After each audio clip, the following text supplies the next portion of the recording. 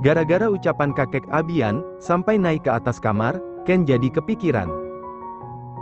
Dia merasa khawatir sekarang, takut kalau semua yang diperbuat di masa lalunya, akan terulang kembali pada salah satu anaknya.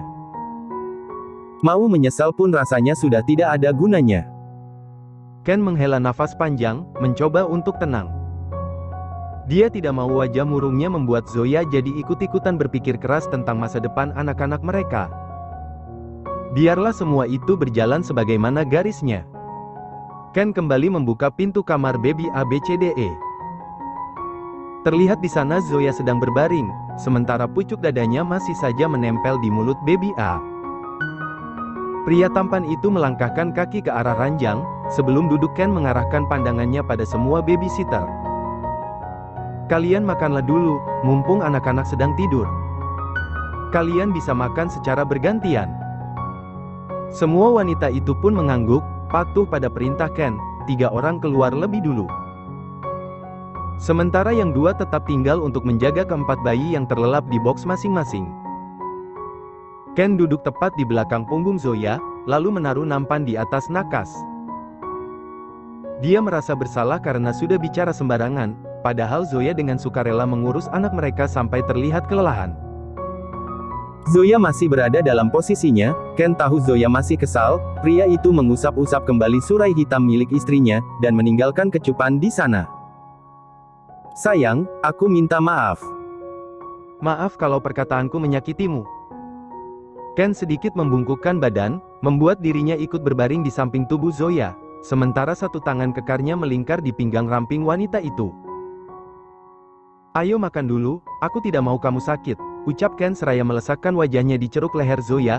Wanita itu bergeming padahal dia tidak berniat untuk marah pada Ken, tetapi entah kenapa moodnya memaksa untuk terjun begitu saja. Sayang, panggil Ken tak berdaya, dan semakin mengeratkan pelukannya. Mendengar itu akhirnya Zoya berhasil mengalahkan egonya. Dia bangkit setelah berusaha melepaskan susuannya. Beruntungnya kali ini baby Ata ikut bangun. Bayi tampan itu hanya menggeliat kecil, lalu menaruh tangannya di atas kepala. Ken mengulum senyum tipis, lalu segera mengambil piring yang sudah diisi dengan menu makan malam. Pria itu menyuapi Zoya dengan telaten, sementara Zoya hanya bergeming, dan sesekali menatap Ken yang terus melayaninya dengan sukacita. Kamu juga makan, Hubi, ucap Zoya tiba-tiba, menolak suapan Ken, agar pria itu juga ikut makan. Kamu dulu, sayang. Abis itu baru aku makan. Zoya menggeleng cepat. Tidak mau, kamu bilang kita makan bersama. Kalau aku duluan, berarti kita makan sendiri-sendiri.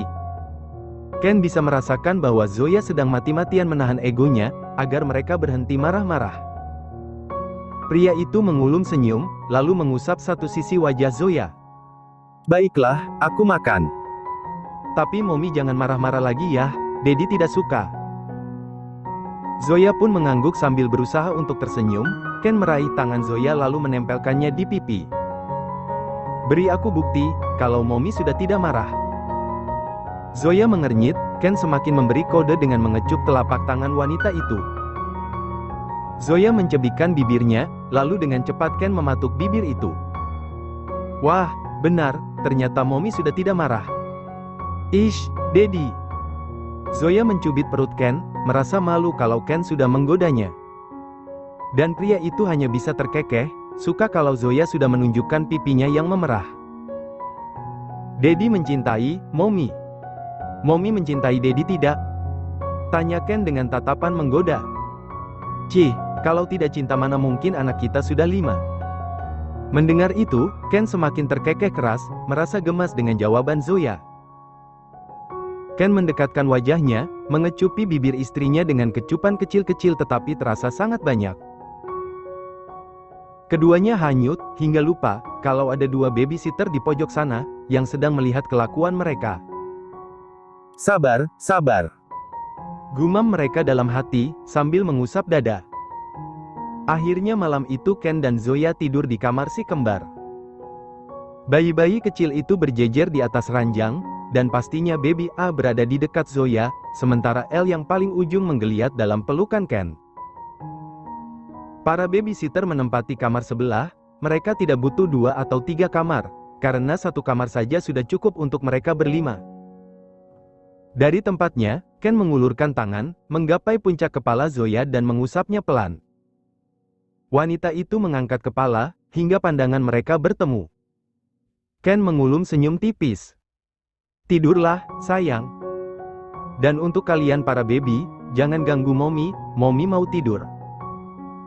Terutama kamu, Ann. Jangan buat Mommy susah. Cukup Daddy saja yang susah dapat jatah.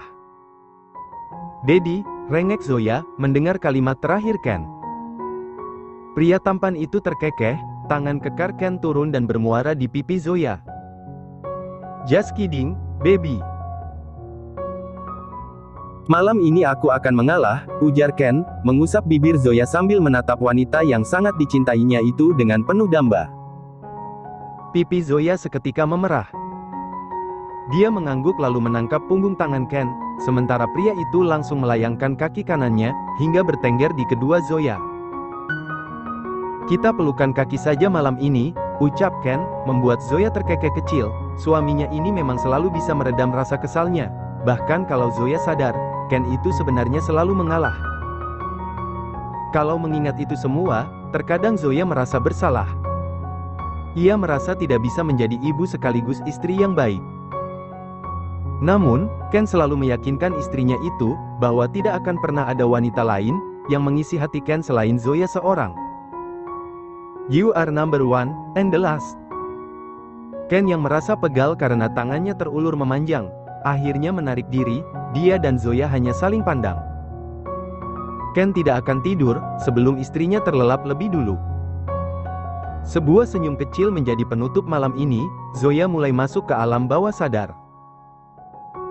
Ken bangkit dari ranjang dengan pelan-pelan, dia melangkah ke arah Zoya, menarik selimut dan mengecup kening istrinya dengan kecupan dalam. Selamat tidur, sayang. Maaf, karena aku masih banyak kekurangan. Tapi aku harap, semua kekuranganku tidak membuat kamu pergi, berjanjilah untuk tetap di sini. Karena tanpamu adalah ketakutan terbesarku, aku takut tidak bisa hidup dengan normal, saat kamu meninggalkanku. Zoe, percayalah tidak akan pernah ada seorang pun yang sanggup menggantikan posisimu di hatiku. Ken mengecup kembali puncak kepala Zoya, kini terasa jauh lebih lama. I love you, baby. I love you so much. Sementara di tempat lain, tepatnya di kamar Ron dan Siska. Pria itu sedang mengelus punggung istrinya, akhir-akhir ini Siska mengeluh tidak bisa tidur, karena usia kandungannya yang semakin besar. Bagaimana, sayang? Apa ini nyaman? Tanya Ron, di balik punggung yang semakin terasa lebar itu. Siska mengangguk, suka sekali kalau sudah diusap-usap seperti ini. Enak, Kak. Dedehnya suka, jawab ibu hamil itu sambil terus merasakan kenyamanan yang dibuat oleh tangan kekar suaminya. Baguslah, Dede jangan nakal ya di sana. Sebentar lagi kita akan bertemu, ucap Ron lagi, kini tangannya sudah berpindah ke depan untuk mengelus perut buncit Siska. Enggak dong, Papi. Dede nurut lo ini. Siska menjawab dengan menirukan suara anak kecil. Mendengar itu, keduanya terkekeh, merasa lucu. Rasa tak sabar semakin menghampiri keduanya.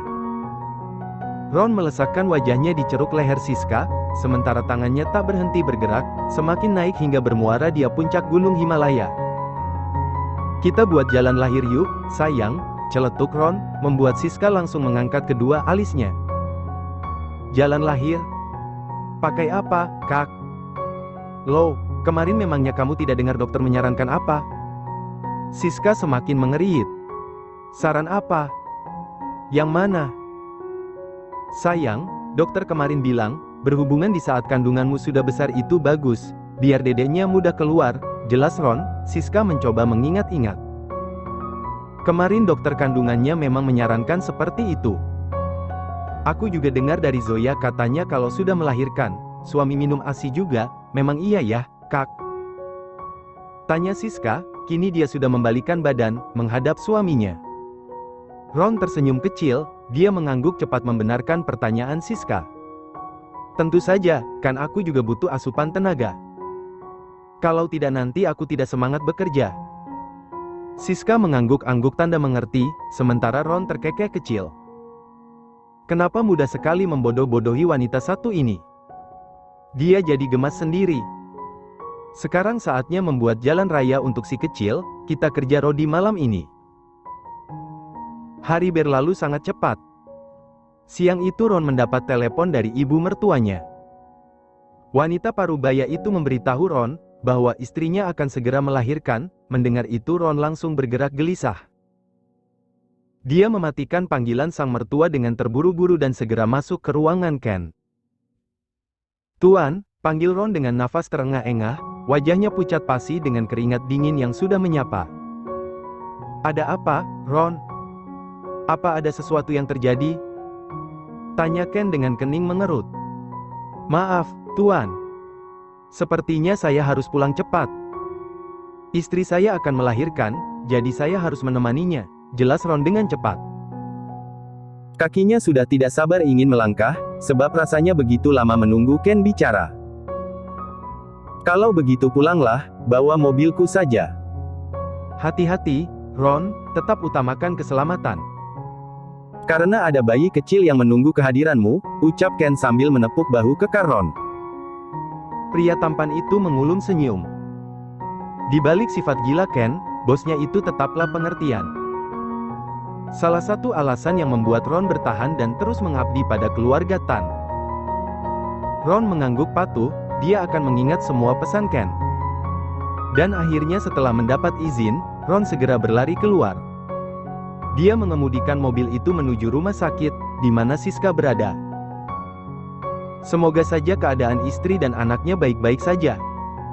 "Sayang, aku benar-benar takut." "Aku takut kamu kenapa-kenapa," gumam Ron seraya menggigit kepalan tangannya. Tak dipungkiri rasa cemas itu memenuhi dadanya. Sebentar lagi dia dan Siska akan resmi menjadi orang tua. Namun, sungguh dari beberapa informasi yang ia dengar, melahirkan itu sangat menyakitkan. Dia takut Siska tidak akan mampu melakukannya. Hingga lewat 30 menit, akhirnya Ron sampai di sebuah rumah sakit di mana ia dan Siska biasa melakukan pemeriksaan. Ron kembali berlari menuju ruang persalinan, dan ternyata sudah ada dua keluarganya. "Ron!" panggil sang ibu. Ron susah berkaca-kaca, dia menyalimi semua orang. Begitu sampai pada ibu mertuanya. Wanita parubaya itu langsung menepuk bahu Ron. "Nak, ayo cepat. Siska sudah masuk pembukaan 9. Sebentar lagi dia akan melahirkan," ucapnya membuat sekujur tubuh Ron menegang. Namun, walaupun demikian, Ron tidak mau membuat Siska menghadapi ini sendirian. Ron mengangguk, dan mereka masuk bersama. Melihat siapa yang datang, Siska yang sedang meringis kesakitan langsung menoleh ke arah pintu. Wajahnya berbinar kala melihat Ron datang, dan berjalan menghampirinya. "Kakak, sakit," keluh wanita itu, membuat Ron merasa pilu. Dia seperti ikut merasakan penderitaan Siska. Ron melangkah dengan cepat, dan langsung menggenggam tangan istrinya. Ron mengecupi seluruh wajah Siska, seolah memberi wanita itu kekuatan. "Sabar, sayang. Ada aku di sini. Kalau kamu merasakan sakit, pukul aku saja, atau lakukan apapun yang bisa mengurangi rasa sakitmu. Aku tidak akan membuatmu merasa sendirian, kita hadapi ini sama-sama ya. Bukankah kita sudah tidak sabar ingin melihat baby Caka?" ucap Ron dengan bibir bergetar. Sebenarnya Ron juga sangat takut. Namun, ia selalu berusaha untuk menutupi semuanya, agar Siska percaya bahwa semuanya akan baik-baik saja. Siska tersenyum dalam tangisnya. Kontraksi itu semakin terasa nyata. Wanita itu mencengkram kuat tangan Ron. "Aku akan melakukan apapun untuknya. Aku pasti bisa, kan, Kak?" tanya Siska sambil meringis, dia merasakan punggungnya seperti tersengat. Ron mengangguk, ia kembali mengecupi wajah Siska, kini pria tampan itu sudah ikut menangis. Tidak sanggup melihat istrinya yang tersiksa seperti ini. "Kamu pasti bisa, sayang. Kamu pasti bisa," balas Ron memberi semangat. Tiba-tiba Siska memekik, Dia semakin mengeratkan pegangan tangannya pada tangan Ron. "Kak, ini sangat sakit. Kak, perutku sakit." Jerit wanita itu. Ia merasakan sesuatu yang menggeliat mencari jalan keluar, menyisakan rasa sakit yang luar biasa hebatnya. Ron langsung berteriak memanggil dokter. Situasi mulai tak terkendali. Namun, dokter menyarankan agar semua orang tenang, supaya proses persalinan dapat berjalan dengan lancar.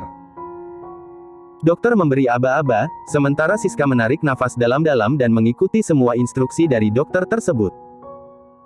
Dia mencakar Ron, dan berusaha untuk ikut mendorong bayinya agar keluar. "Kamu pasti bisa, sayang. Mami Caka pasti kuat," bisik Ron, tetapi Siska tidak bisa mendengar jelas, ia hanya fokus pada rasa yang menghujam di tubuhnya. Hingga tak berapa lama kemudian, di saat helaan nafas panjang, suara tangis bayi laki-laki memenuhi ruangan. Siska tersenyum, melihat buah cintanya bersama Ron berhasil ia keluarkan. Tangis Ron ikut pecah, ia kembali menghujani Siska dengan banyak ciuman dan berterima kasih sebanyak-banyaknya. "Terima kasih, karena sudah mau mengandung dan melahirkan putranya. Aku mencintaimu, sayang. Aku mencintai kalian."